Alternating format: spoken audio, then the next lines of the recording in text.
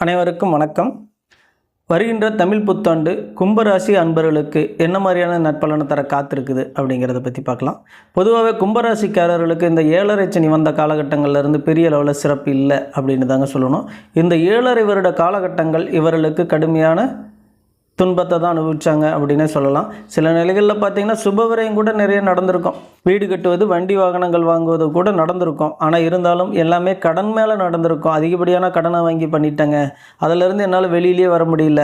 விரயச்சனியாக இருக்கும்போது இந்த மாதிரியான சுப விரயங்களும் நடந்தது, தேவையில்லாத வீண் விரயங்களும் நடந்தது அப்படின்னு சொல்லக்கூடிய அமைப்புகளில் இருந்தாங்க. அதுலேயும் இப்போ ஜென்மசனி காலங்கள் ரொம்ப கஷ்டப்பட்டுக்கிட்டு தான் இருந்தாங்க அப்படின்னு சொல்லணும். ஒரு மனிதனுக்கு 7.5 சனி வரும் பொழுது பெரும் கஷ்டத்தை கொடுக்கும். அது இல்லாத 2ஆம் இடத்துல குடும்பஸ்தானத்தில் ராகு பகவான் வந்ததுலேருந்து இன்னும் தேவையில்லாத கஷ்டங்களை கொடுத்துக்கிட்டே இருந்தார் அப்படின்னு சொல்லலாம். ராகு பகவான் வாக்குஸ்தானத்தில் அமர்ந்ததில் இருந்தே இவர்களுக்கு சொல்லுக்கும் செயலுக்கும் சம்பந்தம் இல்லாத விஷயமாகவே போயிடுச்சு. என்னுடைய சொல்ல என்னுடைய குடும்பத்தில் இருக்கிறவங்களே கேட்கல அப்படிங்கிற அடிப்படையில் போயிட்டு இருந்தது. ஏன்னா 2ஆம் இடத்துல அமரும் பொழுது நாகதோஷம் அப்படிங்கிற அமைப்பில் இருக்கிறதுனால இவர்களுக்கு பெரிய அளவில் சொல்லிக்கக்கூடிய சிறப்புகள் இந்த 5 வருடமாகவே இல்லை அப்படின்னு தான் சொல்லக்கூடிய நிலையில் அவங்க இருந்தாங்க. இதையெல்லாம் மாறுமா அப்படின்னா கண்டிப்பாக மாறக்கூடிய ஒரு வாய்ப்புகள் இருக்குதுங்க. இருந்தாலும் இந்த 7.5 சனி நடக்கக்கூடிய காலகட்டங்கள்லேயே இப்போ ராகு பகவானும் பயிற்சியாகி ராசிக்குள்ளேயே வராரு. இது கடுமையான கொஞ்சம் தோஷத்தை விளைவிக்கக்கூடிய காலகட்டங்கள் தான். சனி பகவானும் அங்கேயே இருக்கிறாரு. இதில் ஒரு விஷயம், சந்தோஷப்படக்கூடிய விஷயம் என்ன அப்படின்னு பார்த்தோம்னா, குருவுடைய பார்வையில் வரார். குருவுடைய பார்வையில் படும் பொழுது கண்டிப்பாக நல்ல ஒரு யோகத்தை செய்யக்கூடிய அமைப்புகள் இருக்கிறனால இந்த ஒரு வருடம் கண்டிப்பாக நீங்கள் வாங்கின கடன்லேருந்து வெளியில் வர்றதுக்கும் அனைத்து நல்ல விஷயங்கள் நடக்கக்கூடிய ஒரு வாய்ப்புகளையும் ஏற்படுத்தி கொடுத்துருது அப்படின்னு சொல்லலாம். ஏன்னா 2ஆம் இடத்துல ராகு பகவான் வந்ததுலேருந்து தடைகளையும் தாமதத்தையும் கொடுத்துக்கிட்டே இருந்தார். ஏன்னா குருவும் சஞ்சரித்த காலகட்டங்கள் பெரிய சிறப்பு இல்லை அப்படிங்கிறதுனால இந்த காலகட்டங்கள், இந்த ஒரு வருடம், வரக்கூடிய ஒரு வருடம் உங்களுக்கு சிறப்பான வருடமாக அமையும். கவலைப்பட தேவையில்லை. முக்கியமாக ராஜகிரகம் சொல்லக்கூடிய வருட கிரக பயிற்சிகள்லாம் இந்த வருஷம் சிறப்பான அமைப்புகளில் தாங்க இருக்குது. ராகு கேது பயிற்சி ஏப்ரல் 26 வருது. குரு பயிற்சி மே 11 வருது. இது வாக்கிய பஞ்சாங்கத்தின் அடிப்படையில் வருதுங்க. இந்த பயிற்சிகள் வரும்பொழுது உங்களுக்கு ஒரு சிறப்பான நற்பலனை தர காத்திருக்கு அப்படின்னே சொல்லிடலாம்.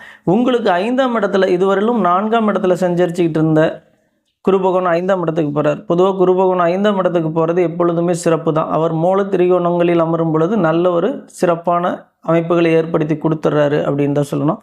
பொதுவாக குரு பகவான் அமரும் இடத்தை விட பார்க்கக்கூடிய இடங்கள் வெகு சிறப்புங்க. குரு பார்க்க கோடி நன்மை அப்படிங்கிற அடிப்படையில் அவர் ரிஷப ராசியிலிருந்து பயிற்சியாகி மிதுன ராசிக்குள்ளே போகக்கூடிய இந்த காலகட்டங்கள் அவர் பார்க்கக்கூடிய இடமெல்லாம் எது அப்படின்னு பார்த்தோம்னா, உங்களுடைய பாகிஸ்தானமான 9ஆம் இடத்தை பார்க்குறாரு, துலாம் ராசியை பார்க்குறாரு. அடுத்து உங்களுக்கு லாபஸ்தானமான 11ஆம் இடத்தையும் பார்க்குறாரு. அடுத்து உங்களுடைய ராசியவே பார்க்குறாரு. இந்த காலகட்டங்கள் உங்களுக்கு சிறப்பான நற்பலனை தர காத்திருக்குது. 9ஆம் இடத்தை பார்க்கும் பொழுது இவ்வளவு நாள் தந்தை மகன் உறவிலிருந்து வந்த விரிச்சல்கள் கண்டிப்பாக நீங்குங்க. தந்தை மகன் உறவில் இவ்வளோ நாள் பிரச்சனையிலிருந்து வந்தீங்களா? தந்தை நானும் பேசி கூட இப்போ 4-5 வருஷம் ஆகுதுங்க, நானும் ஒரு பேச்சுவார்த்தையை விட்டுட்டோன்னு சொல்கிறீங்களா? இந்த ஒரு வருடம் நீங்கள் இருவரும் இணையக்கூடிய அருமையான யோகத்தை கொடுத்துருது. தந்தை வழி சொத்துக்களில் இவ்வளோ நாள் பிரச்சனை இருந்து வந்ததா? கண்டிப்பாக அது நீங்கக்கூடிய வாய்ப்புகள். பூர்வீக சொத்தில் பிரச்சனை இருந்து வந்ததா? கண்டிப்பாக அது நீங்கக்கூடிய வாய்ப்புகள் இருக்குது. குரு அமர்ற இடம் 5ஆம் இடத்தை கெடுப்பார் அப்படின்னா, இங்கே புத்திர ஸ்தானத்தை கெடுப்பார் இல்லையா அப்படின்னாலும் கூட இங்கே 9ஆம் இடம் என்கின்ற பாக்கியஸ்தானத்தை பார்க்கும் பொழுது புத்திரத்தை பாக்கியமாக தரக்கூடிய வாய்ப்புகளும் உங்களுக்கு இருக்குது. அதனால் குழந்தை பேரில் தடை தாமதங்கள் அனுபவிச்சுட்டு வந்தவங்க இந்த காலகட்டங்கள் உங்களுக்கு சிறப்பான யோகத்தை தான் தரும் அப்படின்னு சொல்லலாம். அடுத்து அவர் 11ஆம் இடத்தை பார்க்குறார்.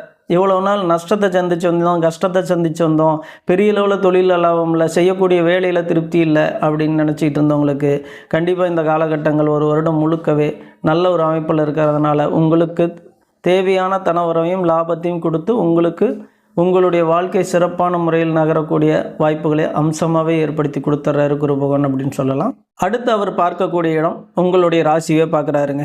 உங்களுடைய ராசியை பார்க்குறது இன்னும் சிறப்பு தான். எப்பயுமே குரு ராசியை பார்த்தாருன்னா மனசுக்குள்ளே இருந்து வந்த பிரச்சனை நீங்கும், இவ்வளோ நாள் இருந்து வந்த கஷ்டங்கள் நீங்கும். மனசுக்குள்ளேயே நீங்கள் வச்சுக்கிட்டு தீர்க்க முடியாத பிரச்சனையாக நினச்சி எண்ணி நாளெல்லாம் வருந்திட்டு இருந்திருப்பீங்க.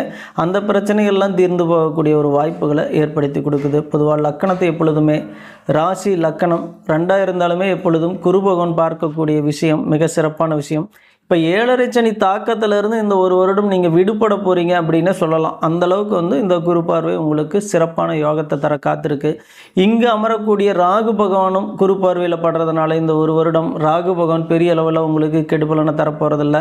நாகதோஷம் அப்படிங்கிற அடிப்படையில் அவர் அமர்ந்தாலும் கூட பெரிய அளவில் கெடுபலனை பண்ணுறதில்லை அப்படின்னு சொல்லிடலாம். இந்த காலகட்டங்கள் குரு பார்வை உங்களுக்கு அனைத்து வகையிலும் சிறப்பாக தாங்க தருது. இப்போ 8ஆம் இடத்துலேருந்து 7ஆம் இடத்துக்கு போகிறார், கலத்திரஸ்தானத்துக்கு போகிறார். இப்போ கலத்திரஸ்தானத்துக்கு போகும்பொழுது கொஞ்சம் குடும்பம் சம்மந்தப்பட்ட விஷயங்களில் நீங்கள் கவனமாக தான் இருக்கணும். எதனால் அப்படின்னு பார்த்தோம்னா 7ஆம் இடம் கலத்திரஸ்தானம் அப்படிங்கிறனால திருமண வாழ்க்கையில் இருக்கிறவங்களுக்கு கணவன் மனைவிக்குள்ளே கண்டிப்பாக சிறு சிக்கல்களையும் சண்டை சச்சரவுகளையும் கொடுக்கக்கூடிய வாய்ப்புகளாக இருக்கிறனால கொஞ்சம் கவனமாக இருந்துக்காங்க. அதே போல் திருமணம் பண்ணக்கூடியவர்களுக்கு அடுத்து வரம் தேடிட்டு இருக்கிறவங்களுக்கு கொஞ்சம் அலைச்சலையும் சிரமத்தையும் கொடுக்கும். எனக்கு கேது பகவான் குரு பார்வையில் இல்லை, அதனால் அலைச்சலையும் சிரமத்தையும் கொடுக்கும். இந்த வருடம் திருமண வாழ்க்கைக்குள்ளே போகிறவங்களுக்கு பெரிய அளவில் சிறப்பெல்லாம் கொடுக்கறதில்ல, கொஞ்சம் சிரமமாக தான் இருக்கும். கொஞ்சம் கவனமாக இருங்க. தேவையில்லாத விரைவு செலவுகளில் திருமண வரன் தேடுகிற விஷயத்தில் தேவையில்லாத விரைவு செலவுகளை இழுத்து விட்டுரும்.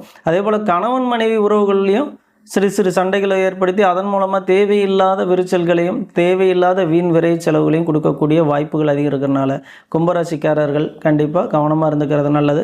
கணவன் மனைவிக்குள்ளே இருக்கிற தாம்பத்திய உறவுகளில் கூட சிறு சிக்கலை ஏற்படுத்தி கொடுத்துரும். எதிர்பாலினத்தவரால் தேவையில்லாத வம்பு வழக்குகளை கொடுத்துரும். ஏன்னா இவர் 7ஆம் இடத்தில் அமரும் பொழுது ராகு பகவான் உங்களுடைய ராசியிலே அமருவார். ராகு பகவான் பொதுவாக ராசியில் அமரும் பொழுது தேவையில்லாத சேர்க்கைகளை உங்களுடன் இணைத்து அதன் மூலமாக வம்புகளையும் வழக்குகளையும் ஏற்படுத்தி கொடுத்துரும். கணவனாக இருந்தால் மனைவி மேலே சந்தேகப்படுவீங்க, மனைவியாக இருந்தால் கணவன் மேலே சந்தேகப்படுவீங்க. அந்தளவுக்கு உங்களுடைய நிலைமையில் கொண்டு போய் நிறுத்திடும். ஒரே நல்ல விஷயம் குருவுடைய பார்வை, அது மட்டும்தான் ராகு மேலே இருக்கிற ஒரே நல்ல விஷயம். அதனால் கொஞ்சம் கவனமாக இருந்தீங்கன்னாவே போதும் அப்படிங்கிற நிலைகளில் இருக்குது. அடுத்து 2ஆம் இடத்துலேருந்து ராகு பகவான் ராசிக்குள்ளேயே வர்றார். ராசிக்குள்ளே வரும்போது தோஷத்தை கொடுப்பார், கிரகண தோஷத்தை கொடுப்பார், மனசுக்கு சஞ்சலத்தை கொடுப்பார், சங்கடத்தை கொடுப்பார், தேவையில்லாத எண்ணங்களை கொடுப்பார், தேவையில்லாத கஷ்டங்களை கொடுப்பார் அப்படிங்கிற நிலைகளில் தான் இருக்குது. இருந்தாலும் குருவுடைய பார்வை உங்களுக்கு சிறப்பாக கொடுத்துரும். அதனால் பெரிய அளவில் கவலைப்பட தேவையில்லை. கணவன் மனைவி உறவுகளை பார்த்துருந்துக்காங்க. வெளிநபர்களிடம் பழகக்கூடிய விஷயங்களையும் பார்த்துருங்க. 3ஆம் நபர்களை நம்பி எதையுமே செஞ்சிடாதீங்க. உங்களுடைய ரகசியங்களை 3ஆம் நபர்களிடமும் சொல்லிடாதீங்க. இது மட்டும் செஞ்சிங்கனாவே கும்பராசிக்காரர்களுக்கு இந்த வருடம் முழுக்கவே ஓரளவுக்கு சிறப்பான நற்பலனை தர காத்திருக்கு அப்படின்னு சொல்லிக்கிறேன். உங்களது எண்ணம் போல் உங்களது வாழ்க்கை சிறக்கட்டும். மீண்டும் அடுத்த ஒரு காணொளியில் உங்களை சந்திக்கும் வரை நன்றி கூறி விடைபெறுகிறேன். நன்றி, வணக்கம்.